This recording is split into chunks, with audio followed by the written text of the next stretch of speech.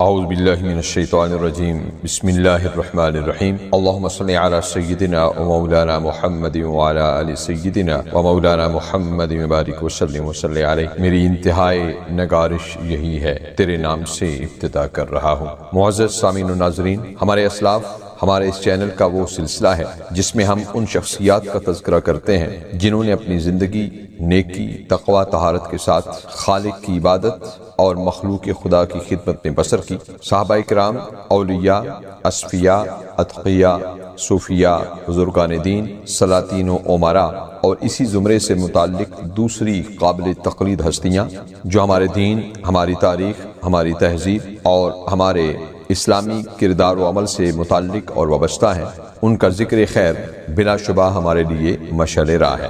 آئیے آج تاریخ اسلام سے ایک اور واقعہ آپ کی خدمت میں پیش کرتے ہیں۔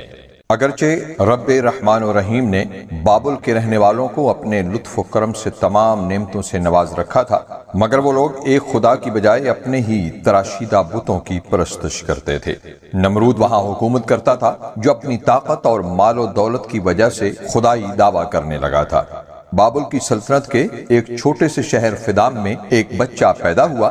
اس بچے کو اللہ تعالیٰ نے رشد و ہدایت کی دولت سے نوازا۔ وہ تھوڑا سا بڑا ہوا تو اس نے لوگوں کو بتایا کہ موت کے بعد انسان دوبارہ زندہ ہو کر اپنے اعمال کا حساب دے گا۔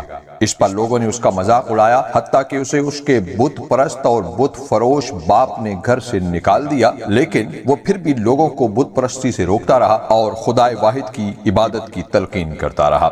اہل بابل ہر سال بتوں کا ایک تہوار بڑی دھوم سے مناتے تھے۔ وہ پورا دن شہر سے باہر گزارتے جبکہ بتوں کے سامنے قسم قسم کے لذیذ کھانے ڈھیر کر جاتے اور شام کو واپس آ کر یہ کھانے تبرک سمجھ کر خوشی اور عقیدت سے کھایا کرتے۔ ایک دفعہ جب تمام لوگ شہر سے باہر چلے گئے تو وہ نوجوان بڑے مندر میں داخل ہوا اور کلہاڑا لے کر تمام بتوں کو ریزہ ریزہ کر ڈالا، البتہ سب سے بڑے بت کو ثابت و سالم رکھا۔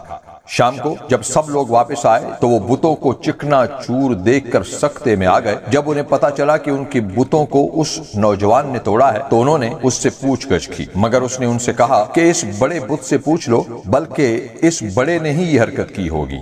انہوں نے کہا کہ وہ تو بول ہی نہیں سکتا۔ نوجوان نے کہا جب وہ بول نہیں سکتا تو تم اس کی پوجا کیوں کرتے ہو؟ اب ان مشرکین نے اس نوجوان سے سوال و جواب میں مات اور شکست کھانے کے بعد فیصلہ کیا کہ اسے اس جرم کی سزا کے طور پر آگ میں پھینک کر جلا دیا جائے۔ بہت بڑا ایندھن اکٹھا کر کے اس کو آگ لگا دی گئی۔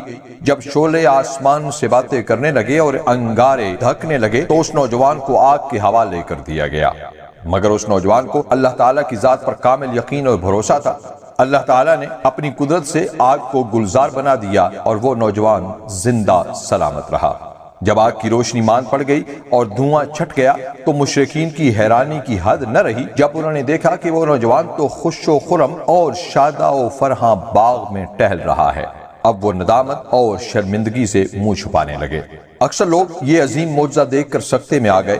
بعض نے اپنے گناہوں سے توبہ کر لی اور اس نوجوان حضرت ابراہیم علیہ السلام سے کہنے لگے کہ ہم ایک خدا پر ایمان لے آتے ہیں، مگر ان خوش نصیبوں کی تعداد بہت کم تھی۔ سچ ہے کہ جو شخص خدا سے عشق کرتا ہو، اللہ تعالیٰ کا فضل اور اس کی رحمت لمحہ لمحہ اسے اپنی حفاظت میں رکھتی ہے۔ بے خطر کود پڑا آتش نمرود میں عشق، عقل ہے محو تماشائے لب امام ابھی۔ دعا ہے کہ اللہ رب العزت ہمیں عمل کی توفیق عطا فرمائے، اس جہان خواب میں زیارت رسول صلی اللہ علیہ وسلم اور اس جہان حساب میں شفاعت رسول صلی اللہ علیہ وسلم نصیب فرمائے، اور ہم سب کی نیک خواہشات، دلی تمناؤں اور دلی حاجات کو پورا فرمائے۔ ہم میں سے جو بیمار ہیں اللہ رب العزت انہیں جسمانی اور روحانی تمام بیماریوں سے نجات عطا فرمائے۔ ہمارے جو عاجزہ و غالب وصال فرما چکے ہیں اللہ پاک ان کی بخشش و مغفرت فرمائے اور ہم سب کو دنیا و آخرت کی حسنات نصیب فرمائے، آمین یا رب العالمین۔ سامعین و ناظرین، ہمارے اس چینل کا مقصد دعا کیجئے، دعا دیجئے اور دعا لیجئے، نیک بنیے، نیکی پھیلائیے۔ اس چینل کو جوائن کر کے اگر آپ ہمارا ساتھ دیں گے تو ہمیں دلی خوشی ہوگی۔ حوصلہ افزائی کا شکریہ۔ اپنا اور سب اپنوں کا بہت خیال رکھیے، خوش رہیے اور خوش رکھیے۔ ناچیز کو اپنی دعاؤں میں یاد رکھیے گا۔ زندگی نے وفا کی تو ایک اور ویڈیو کے ساتھ حاضر ہوں گا۔ اللہ حافظ والسلام مع الاکرام۔